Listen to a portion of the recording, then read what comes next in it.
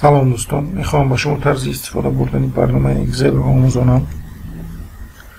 از من درس از شما باشد لایک گذاشتن و دیلیت کردن و فکرهای خود رو در کامنتاری نوشتن. اینک درس اولی ما شناسایی با اکسل است. اکسل این یکی از برنامه‌های مایکروسافت آفیس است و از یک چند ورسی‌های عبارت است. من باشم ورسی 2013 را استفاده می‌برم. اساساً ما اکسل رو برای وظیفه‌های زیرین استفاده می‌بریم: برای ساختن دیاگرام و گرافیک ها، برای ساختن تبلیغ و رویخط ها، برای حل مثال های دشوار، برای ساختن حسابات ها و برای اتوماتیک کنانی مسئله های دشوار با یاری وی بی ای. حالا باشد طرز گشودن اکسل و قسم های آن را به شما میفهمانم. در روی میز کاری به طرف راستی مش زیر میکنیم. قسم نیو، بعدا مایکروسافت اکسل ورکشیت و نامی آن را میگذاریم درس 1.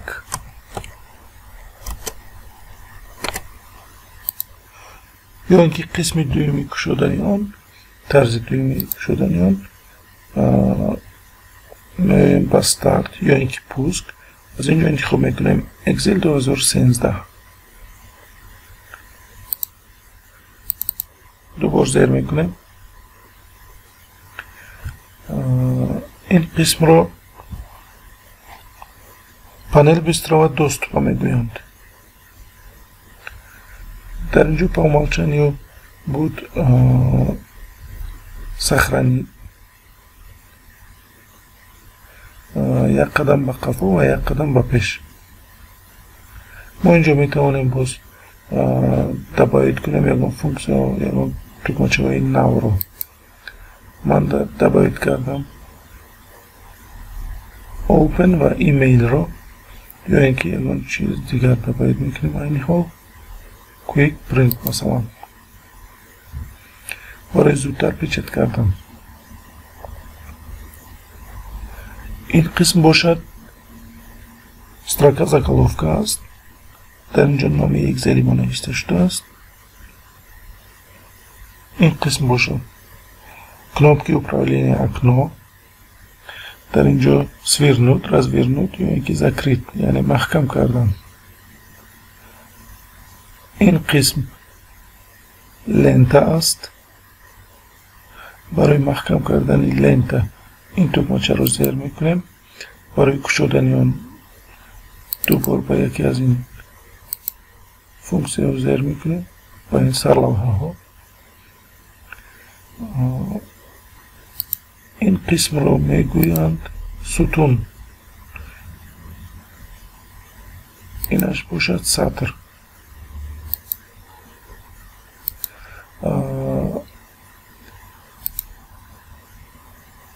اینجا این یچیک است.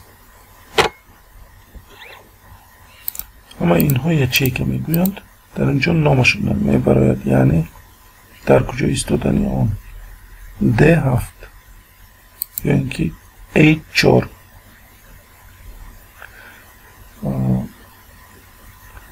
اگر ما مش را زیر کرده سر ندهیم رزمت دیاپازون رو نشان میدهد، یعنی جای انتخاب کرده ما 14 تا سطر و 6 تا ستون است. اگر مش را سر دهیم یکمین یچیکه انتخاب کرده همون رو سراغش رو در اینجا نشان میده یا که نامش رو نشان میدهد. این قسم رو باشد строка فرمول میگویند. در اینجا ما فرمولا بنویسیم یا اینکه ردکتی رو میکنیم.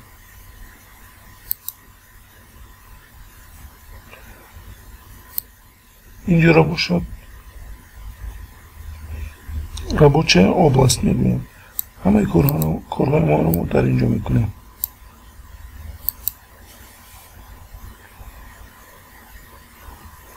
اینجا رو باشد рабочий лист. یعنی صحیفه ما نامش رو در خواهیم عوض میکنیم یا اینکه با واسطه تکمچه جمع یک صحیفه دیگر همراه میکنیم. اگر به طرف راستی مش پخش کنیم در اینجا بعضا فونکسی های دیگر دارد، مثلا اودلیت یا اینکه کپی روید یا پریمیستید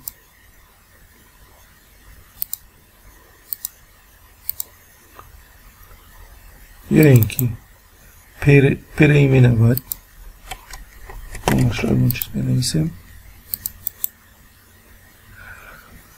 یا اینکه پرول میگذاریم، کد میگذاریم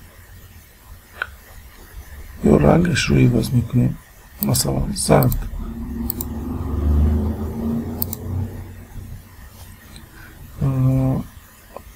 این حال این قسم را باشد кнопка прокрутки ярликов листов میگویند. یعنی ما از یکم لیست به دیگر لیست ها میگذاریم، دیگر لیست ها رو نشان میده با ما اگر لیست های ما زیاد باشه.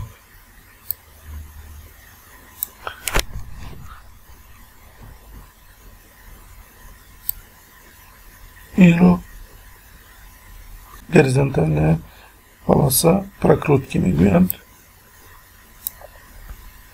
ما باید این سه تکمچه میتوانیم کلان یا خورد کنیم. این رو در اینجا دیگر قسمی رابطه آباست ما دیده میتوانیم.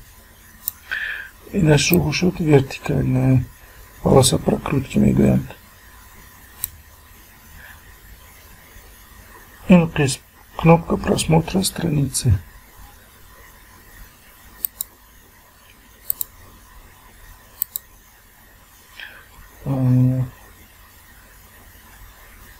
اینش باشد وبر масштаба.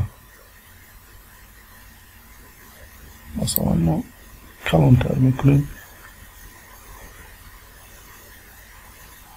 یا اینکه خردتر میکنیم برای دیدن. خوش، امروز درسی ما به آخر رسید. تا بازدید امیدوارم کمک کرده باشم. در امان خدا.